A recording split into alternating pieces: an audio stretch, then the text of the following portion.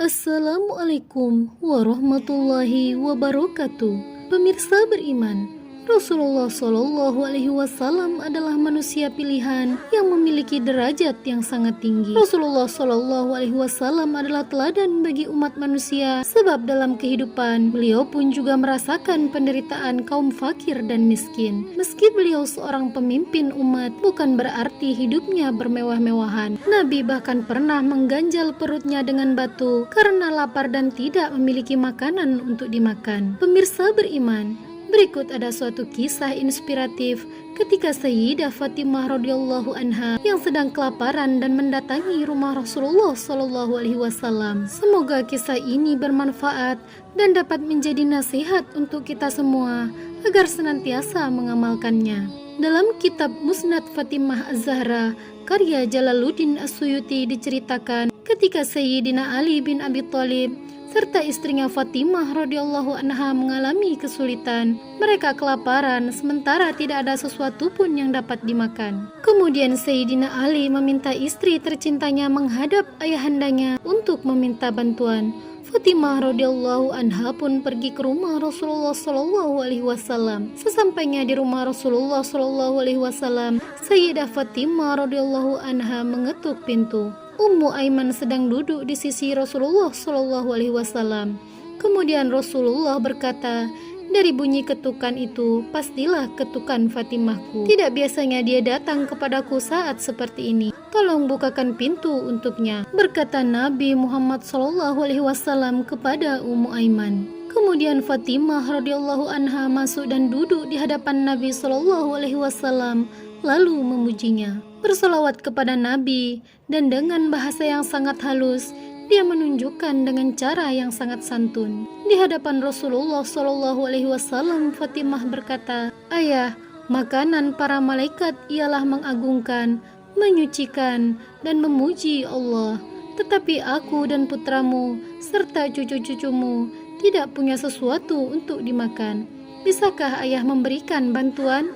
Mata Rasulullah Shallallahu Alaihi Wasallam menjadi basah. Betapa sedihnya pertemuan itu. Lalu Nabi dengan penuh kasih memandang iba putri tercintanya sembari bertutur, "Sungguh, sejak sebulan ini tungku rumah keluarga Muhammad juga tidak menyala. Tetapi baru saja aku diberi seekor kambing betina. Kalau kamu mau, aku akan usahakan 5 ekor untukmu. Atau aku ajari kamu 5 kalimat yang pernah diajarkan Jibril padaku, yang jika kau baca akan menenangkan dan mencukupkanmu dari rasa lapar, kepedihan, dan kesengsaraan, baik hari ini, besok, atau ketika ayahmu telah wafat."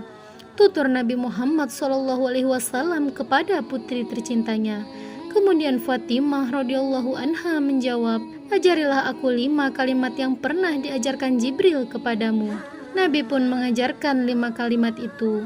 Bacalah selalu, "Ya awwalal awwalin, wa ya akhiral akhirin, ya zal quwwatil matin, wa ya rahimal masakin, wa ya arhamar rahimin." Wahai zat yang maha awal, wahai zat yang maha akhir, wahai zat pemilik kekuatan yang hebat, wahai zat yang maha pengasih bagi orang-orang miskin, wahai zat yang maha pengasih. Fatimah pun pulang menemui suami tercintanya. Setiba di rumah, Ali bertanya kepada Fatimah, "Apa yang kamu bawa, wahai istriku?" Fatimah pun menjawab, "Duniamu baru saja hilang, maka sekarang kubawakan untukmu akhirat." Meski harus menahan lapar, Ali pun menimpali ucapan istri tercintanya itu dengan kata-kata yang indah. Sungguh luar biasa hari-harimu, wahai Fatimah. Pemirsa beriman, dari kisah ini ada harga yang harus dibayar untuk sebuah doa. Seseorang yang ridha di hatinya tidak akan ada ujian duniawi yang akan membuatnya depresi. Ujian akan tetap datang kepada kita semua sebagai hambanya. Bukan berarti saat Allah Subhanahu wa Ta'ala di sisi kita, lalu kita akan terbebas dari segala ujian, melainkan dengan adanya Allah Subhanahu wa Ta'ala di sisi akan menjadikan kita kuat dalam menghadapi segala ujian, sampai pada akhirnya Allah Subhanahu wa Ta'ala mengangkat derajat kita di akhirat kelak, serta dimasukkan ke dalam golongan orang-orang yang sabar. Amin ya rabbal alamin. Wallahu alam bisawab. Pemirsa beriman, dukung channel ini agar terus dapat menebar manfaat dengan cara klik like, subscribe, dan share. Wassalamualaikum warahmatullahi wabarakatuh.